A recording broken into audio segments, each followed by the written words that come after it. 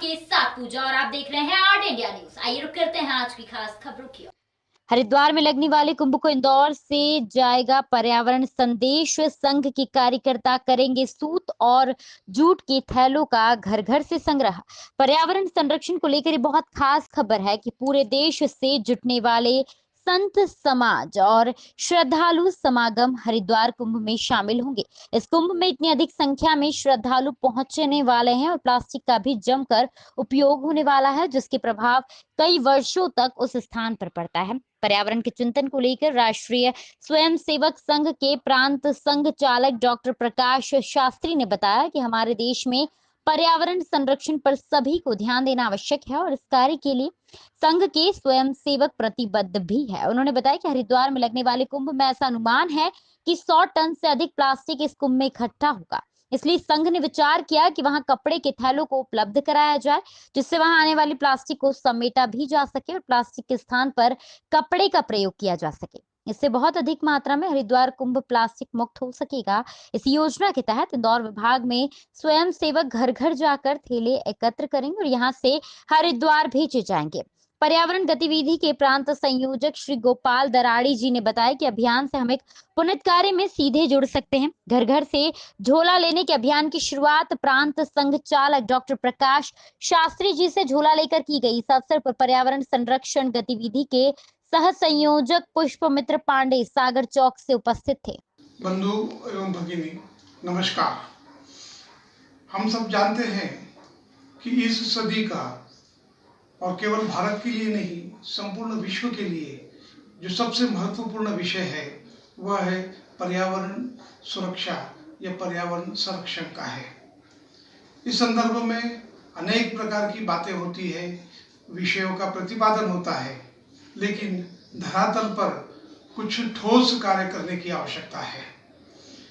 इस दृष्टि से और संपूर्ण देश भर में अनेक प्रकार के प्रयास भी प्रारंभ हो गए हैं।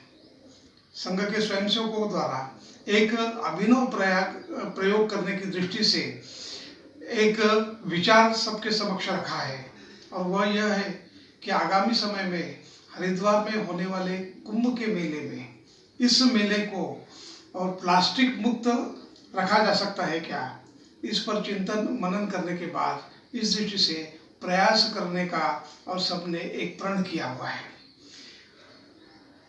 मेले में लाखों की संख्या में श्रद्धालु वहां पर पहुंचते हैं और प्लास्टिक की दृष्टि से विचार यदि हम करते हैं तो ध्यान में आता है कि प्लास्टिक की थैलियों का और भरपूर मात्रा में ऐसे मेलों में उपयोग किया जाता है। क्या इन थैलियों को सूत या जूट की थैलियों से हम रिप्लेस कर सकते हैं क्या, उसकी जगह उसका उपयोग कर सकते हैं क्या, इस दृष्टि से एक अभियान चलने वाला है।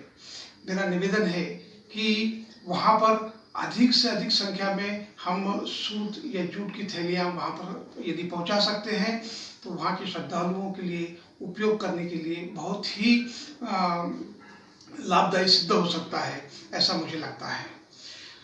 संघ के स्वयंसेवक अन्य कार्यकर्ता इस दृष्टि से जब भी आपसे संपर्क करें या आपको ऐसा लगता है कि मैं इसमें योगदान कर सकता हूँ तो आप स्वयं भी स्वयंसेवकों से संपर्क कर सकते हैं और इसमें हमारा प्रयास ये रहेगा कि अधिक से अधिक संख्या में प्लास्टिक या अपने जूट या सूत की थैलियाँ हम हरिद्वार पहुँचाएँ।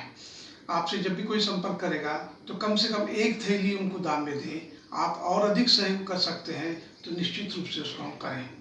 इसको इस दृष्टि से भी हमने विचार करना चाहिए कि प्रत्यक्ष और इस मेले में हम सहभागी नहीं हो सकते हैं तो कम से कम उस मेले का पर्यावरण सुरक्षित रखने की दृष्टि से क्या हम सहभागी हो सकते हैं, ऐसा विचार करते हुए और सूत की या जूट की थैली हम अधिक से अधिक एकत्रित करके भी वहाँ पर संघ के स्वयंसेवकों तक हम पहुँचा सकते हैं। इसी विश्वास के साथ मैं अपनी वाणी को यहीं पर विराम देता हूँ।